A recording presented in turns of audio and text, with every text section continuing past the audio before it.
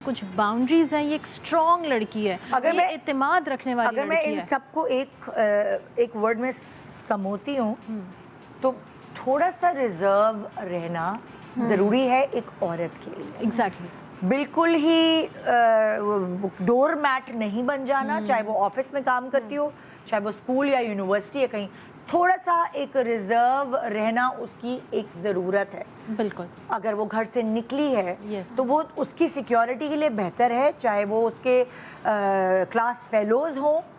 उनके बीच में भी बहुत सारी बच्चियां ऐसी होती हैं जो बहुत ज़्यादा फ्रेंडली होती हैं, ओवर फ्रेंडली होती हैं और बहुत ज़्यादा अबे तबे या तू करके बात कर रही होती या है, हाथ पे हाथ मारे, हाथ पे हाथ मारे होती है, तो वो उनको इजी टारगेट लगती हैं कि यार इसको तो हम कुछ भी कह देंगे, इसको बुरा नहीं लगेगा।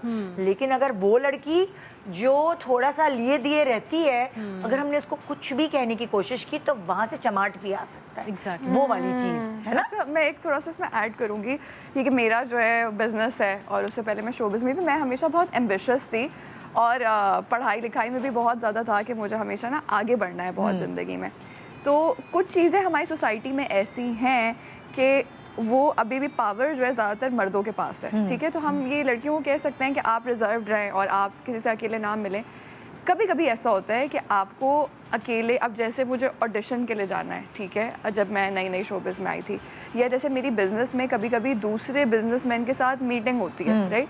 तो कभी कभी आपको मेल फिगर के सामने जो है मिलना है और उनके साथ कभी कभी अकेले भी मीटिंग हो सकती है। तो बस उसमें मैं एक ही चीज़ ऐड करूँगी कि आप ना एक बड़ी सिस्टम बना के रखें। आपकी कोई सहेली होनी चाहिए, आपकी बहन होनी चाहिए, आपकी कज़न होनी चाहिए, आपकी अम्मी होनी चाहिए, कोई भी है ना, आपको किसी और औरत को अपने साथ आप लेकर जाएं, क्योंकि देखिए मीटिंग्स होंगी। अगर आप एम्बिशियस हैं, आपको ज़िंदगी में कहीं आगे बढ़ना है, तो बहुत सारी बड़ी बड़ी जगहों पे मर्द बॉस बैठे हुए हैं, तो आप क्या करेंगे, मिलना तो है उनसे, लेकिन आप उसमें एक बाउंड्री सेट कर लें कि मैं आऊँगी मिलने के लिए, लेकिन मेरे साथ मेरी अम्मी आएंगी, मेरे साथ मेरी बहन आएगी। तो मैंने बहुत सारी मीटिंग्स की हैं और जब मैं नई शोबिज़ में आई थी तो इतने सारे प्रोड्यूसर्स से मीटिंग्स होती थी, तो अम्मी जो है वो बाहर बैठी हुई, और बहुत सारी एक्ट्रेसेस ये करती हैं, राइट, कि अपने साथ अपनी अम्मी को हर जगह पे लेके जाती हैं।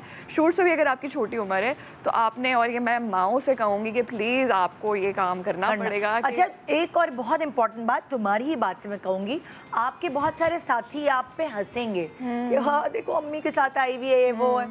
आप इग्नोर करें उन्हें, चाहे आप किसी भी फील्ड में, इसमें कोई बुराई नहीं है। वाकई गिद्ध घूम रहे हैं और कभी कभार आप कम उम्री की वजह से पहचान नहीं पाती। आपकी अम्मी ने शायद इतनी दुनिया ना देखी हो, लेकिन उनकी उम्र ज़्यादा होती है तो उनके एक्सपीरियंसेस ज़्यादा होते हैं और वो ये भांप सकती हैं कि क्या वाकई काम के सिलसिले में ही उसको बुलाया गया है या कोई और बात है। माए दो सेंटेंस वो सामने वाला बोलेगा, और माँ की कान और अकल इतनी ज़्यादा स्ट्रॉन्ग होती है अपनी बेटियों को लेके कि वो फौरन समझ जाती हैं। माएँ हो या फिर आपकी कोई ऐसी मैच्योर दोस्त हो जो कि ये एनालाइज कर ले कि this person is not right.